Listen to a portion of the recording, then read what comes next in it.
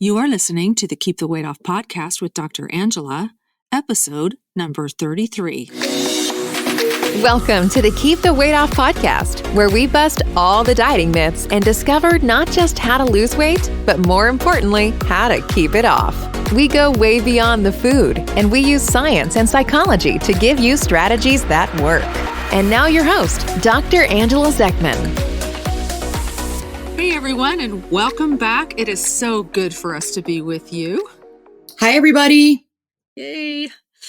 So, in our Journey Beyond Weight Loss membership, we have been reading the book, The Big Leap by Gay Hendricks. Now, this is a fascinating book, and everyone needs to read it if they haven't already. It's mostly written for business people, though. But you can take the lessons that are in The Big Leap and apply it to your weight loss journey, because it helps to explain why we have this tendency to sabotage ourselves when we lose weight. And by the way, Marshall knows this already. Journey Beyond Weight Loss is open for enrollment, and we're going to be starting next week on September 21st. The deadline to sign up is Friday, September 17th. So when you're done listening to this podcast, head over to JourneyBeyondWeightLoss.com to learn more about it and to sign up. So we see this all the time where people are doing great and then they stop coming in for a while. And I always know what's happening. They're struggling. And sometimes it's hard for me not to get on the phone and just call them and say, get your butt back in here.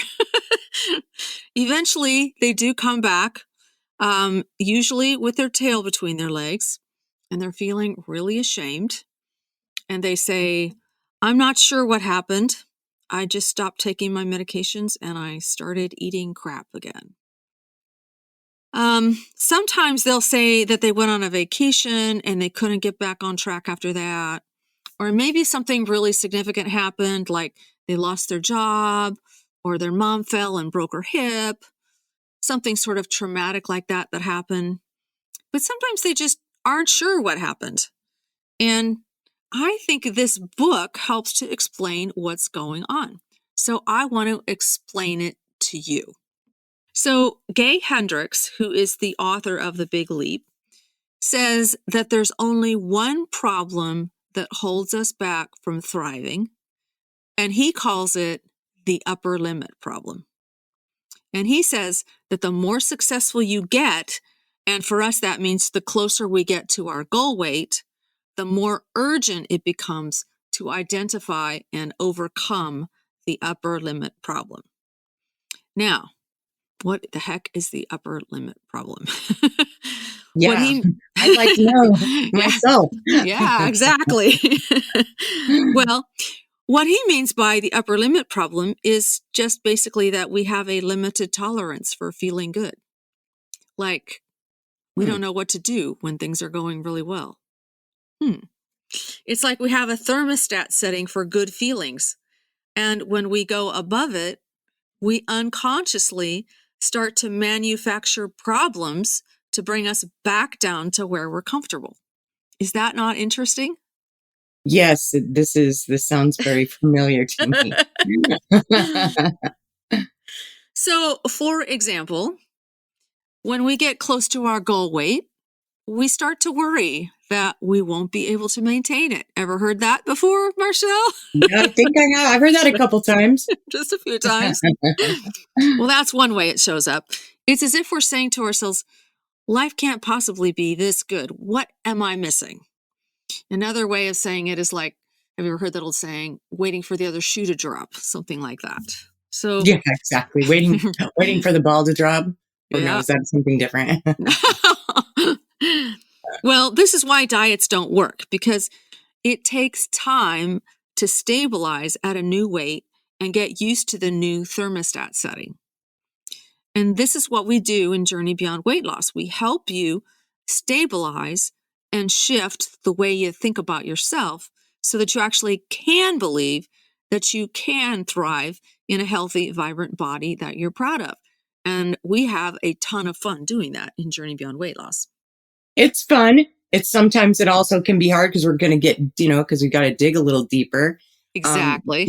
That's like where the real work happens in my Mm-hmm. book. But I just wanted to say, like, this sounds so familiar to me already, just because I had like this goal weight that I achieved not too long ago. And it's almost like I was running to the finish line because I wanted to hurry up and get there before I went to Mexico on vacation. Right. Right. And then it was like right as I got my toe across the finish line, I was there for seriously, you guys, for 24 hours probably. I hit that goal weight. I did like a body comp just so I would have proof of it. And Yeah. some kind of shit happened where all of a sudden I just went crazy after that. I do not know. Like I just started going right. I turned around, did an about face, and then started Mm-hmm. going right back up the scale somehow. And Mm-hmm. I don't know, like, I wasn't even Yeah. there long enough to really like process what the hell just happened. Yeah. I think you hit your upper limit. Yeah, something went Ah. wrong there. So I can't wait to figure out, like what happened, and then once I know, then I can Mm-hmm. do things different the next time around. Yeah. All right. So this is going to be awesome. So let's talk about this. So Gay Hendricks discovered 4 hidden barriers to us achieving our goals. Now, these hidden barriers are basically false beliefs that cause us to sabotage ourselves. So he said that it's possible to have more than one of these 4 barriers. I'm going to go through each one of them. It's possible to have more than one, but he's never met anybody who had all 4 of them. So that's kind of good news. Okay. So, Great. yeah. So I'm going to take you through each of them and you can decide which one of these is a barrier for you. Okay. And I'm not just talking to Marshall here. I'm talking to all of you guys who are listening to Right, this. for all of us. All of Exactly. us. Yeah. Okay. So the first hidden barrier is feeling fundamentally flawed. So you feel that at a very deep level, there's something not quite right about you. So when you lose weight, the brain starts to experience what's called cognitive dissonance. I can hardly even say that. Cognitive dissonance. Have you ever heard of that, Marshall? Yes, I have. Aha. So it's like there's 2 things going on in your brain at the same time, and neither one of them makes sense with the other. So a little voice says, given that I'm fundamentally flawed, or maybe we feel like we're wrong or we feel like we're bad, how can I possibly be at a normal weight? But there you are at a normal weight. So that cognitive dissonance is difficult for your brain to manage. The brain can't handle both of those truths at the same time. So you either have to gain back some weight or you have to let go of that old limiting belief that you're flawed. And since most of this is totally unconscious, what do you suppose happens to most people? They don't know that they have a feeling that they're fundamentally flawed. Yeah. So they end up putting the weight back on so that um, they can live that truth that they're fundamentally flawed. Okay. So many of us have this feeling that there's something not quite right about us. And Gay Hendricks says this is actually the most common of the hidden barriers. And I would say for me, this is true. And it happens in childhood. As young children, we're really dependent on our parents and we're very sensitive to their emotional energy. And if things aren't going well, we have this tendency, because we don't have a larger perspective, we only know ourselves, we have this tendency to assume that if things aren't going well, that it's our fault. Or we may have had people outright tell us that we weren't right. Many of us have had that. There's that we had a parent or a caregiver or an older sibling or maybe kids in the school playground tell us there's something wrong about us. So, there are all kinds of reasons. If you grow up surrounded by alcoholism or physical or emotional abuse, you may well have this idea that there's something wrong with you. So then when you lose weight, your brain is like, hey, wait a minute, good things like this don't happen to me.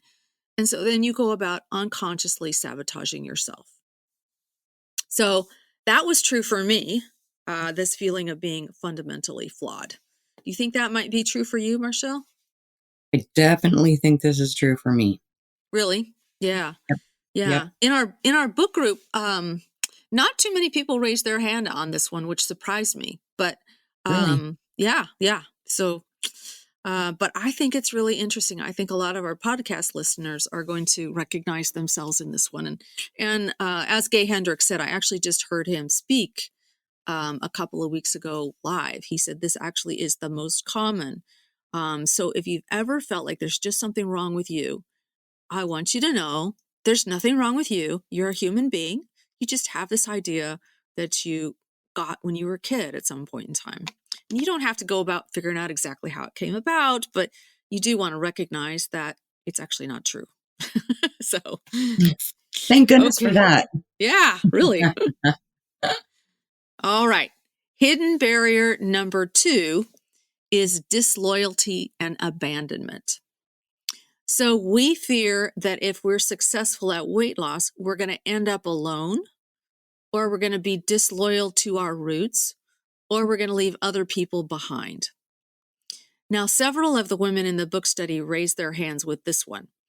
They said sometimes eating healthy whole food when everyone else is indulging in family or cultural meals can feel very alone and can feel disloyal.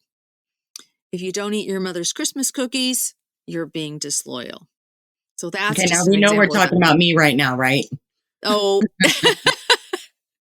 I mean, like, well, I think that even in a podcast mm-hmm. in the past, Oh I've talked yeah, about that you've talked story. about, mm-hmm. Remember? And you've And I talked, remember, and then my mom even like made the big, huge, like care package of all the yeah, different treats, and I accidentally forgot it. yeah, I remember. And then when she called, I mean, we were too far to turn back, Uh-huh. and then I didn't see her for a week. So that was, that was something that helped me. And I still felt guilty even Yeah, though, I didn't do it, but that's a huge one. Even like I could throw in this, for instance, I'm sure everyone, is used to doing, birthday cakes. uh-huh. And Yeah, that's huge. That's a huge tradition in our family. Like, yeah, what's a me birthday too. party without a birthday cake? Yeah, me too. So For that's, sure. yeah, so that's always been like a worry that's come up for me on how are we going to do, like, what are we going to do if, Mm-hmm. are we going to even have birthday parties anymore? Because that's just such a big thing, like making the cake and who's going to make Yeah, the cake. And we go like way, and I know there's a lot of cake makers out there that go like way beyond, just like your regular, you know, sheet pan, yeah. chocolate cake. I mean, it's like, it's a thing. Their cakes are a And work of art. Yeah, yeah. yeah, And yeah. so, So then, yeah, mhm. and we always had this tradition in my family.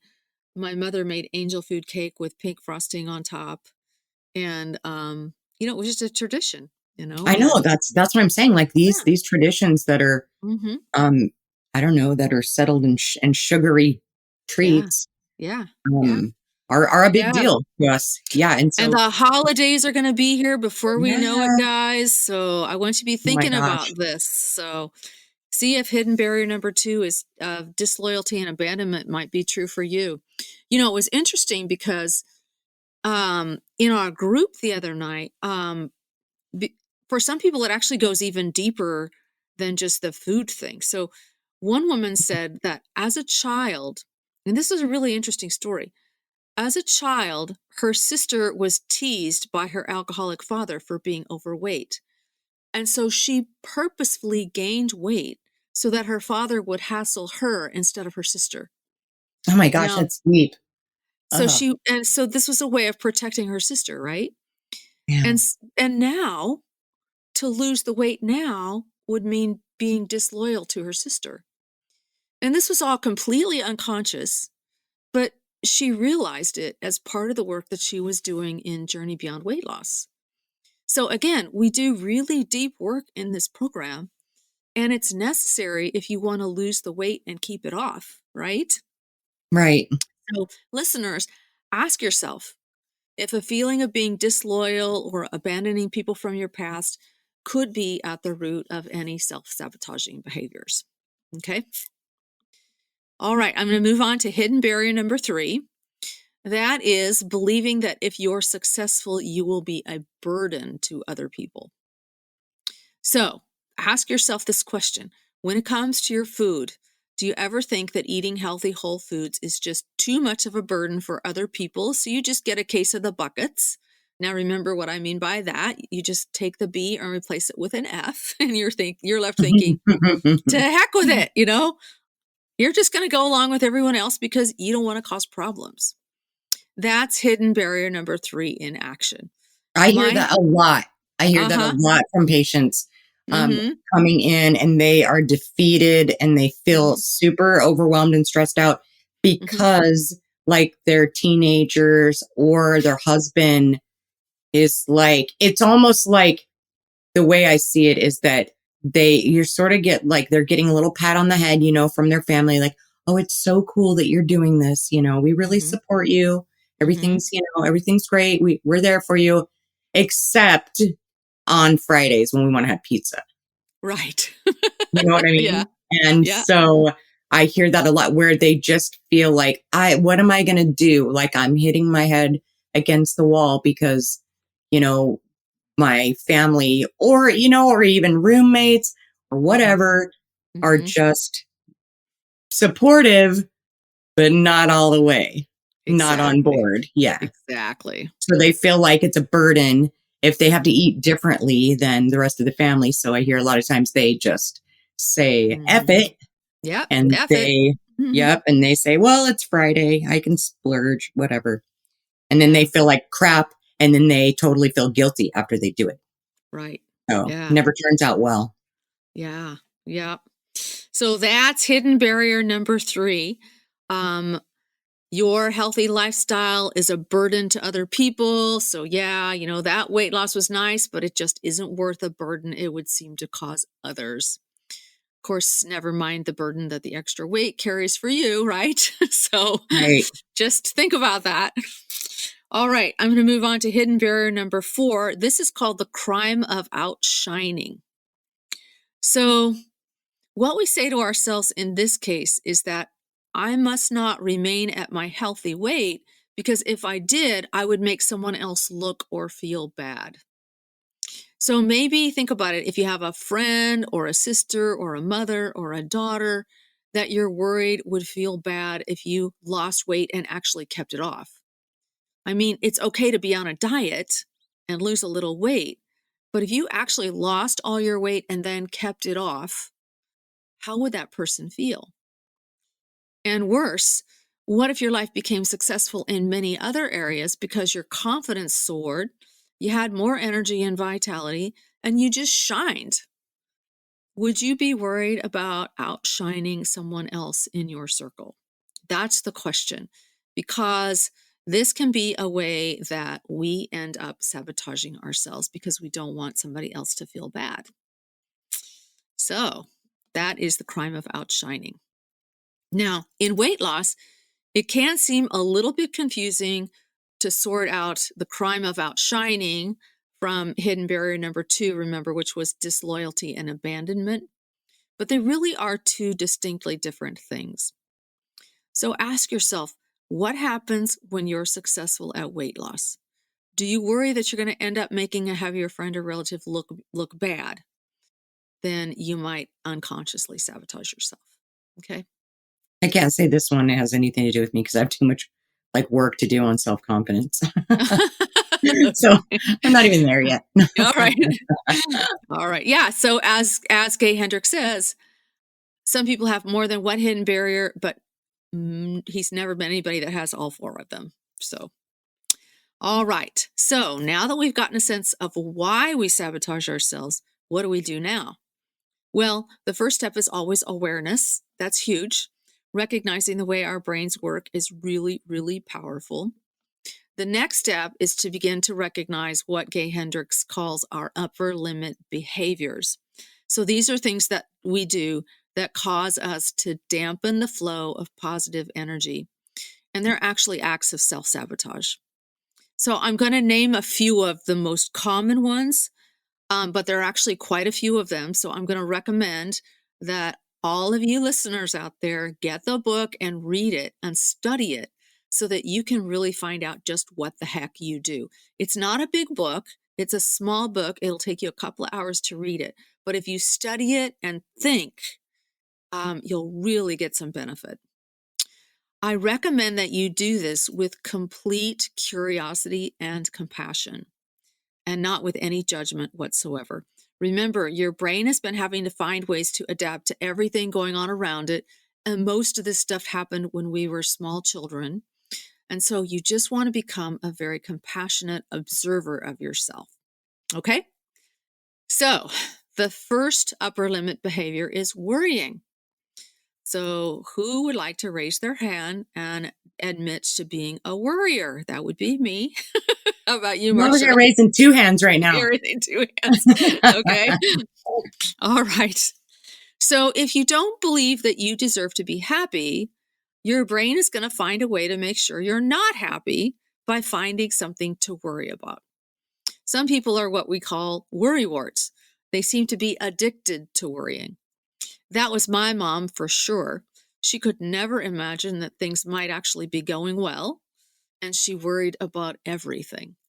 So, if you find yourself worrying, like worrying that you'll gain all your weight back, just take a deep breath and remind your brain that this is just an upper limit behavior, and maybe you do actually deserve to be living in a healthy, vibrant body that you're proud of. How does that sound? That sounds amazing. Yeah. All right. The next upper limit behavior is criticism and blame, another really common one. It can be criticism of someone else, or it could be self-criticism. So this can actually become an addiction as well. We use criticism and blame to prevent ourselves from feeling too good because we've hit our upper limit for good feelings. So this tendency to blame and criticize others or ourselves can be sneaky, because sometimes our criticisms can seem completely legitimate. But if you notice a pattern, ask yourself if this is indeed an upper limit behavior. Again, be kind and compassionate with yourself and approach the whole thing with curiosity and not judgment. I know I have a tendency to do criticism and judgment and blame of myself and of others too. It's true. I do it too. Yeah. The last one that I'm going to talk about is called deflecting. So that's the last upper limit behavior that I'm going to talk about. So maybe someone has complimented you on your transformation and you just kind of brushed it off, or you felt uncomfortable about it. This could be an upper limit problem manifesting itself. It's a way of shutting out positive energy. Again, underneath it all, we don't believe we deserve to feel good, so we're not going to allow it. So we just deflect. Okay? So there are a few more behaviors that you may engage in to reduce positive energy and rebalance your thermostat to a range that feels lower and more comfortable for you. But those are the common ones. And I can't emphasize enough, awareness and compassionate investigation are the keys. Last week, we mentioned that you should have a journal to document your weight loss journey. Did you get one? I got my journal. Yay, awesome. Mm-hmm. So these observations are perfect things to write down and investigate in your journal. Which hidden barrier seems to pop up for you over and over again? Where do you think it originated? What behaviors do you use to bring yourself down when there's more good going on than you can tolerate? Is it possible that you can train yourself to tolerate more good feelings? That's a huge question. Bring awareness and compassion, and gradually you'll shift all of this. So the secret, of course, is to remind yourself that you do deserve to feel good, that you do deserve to be living in a healthy, vibrant body that you're proud of. I think I've said that 3 or 4 times now, so hopefully people are starting to I love that remember that. saying. I know. Yeah. Do you have any questions, Marcelle? No, this has been awesome. Yeah.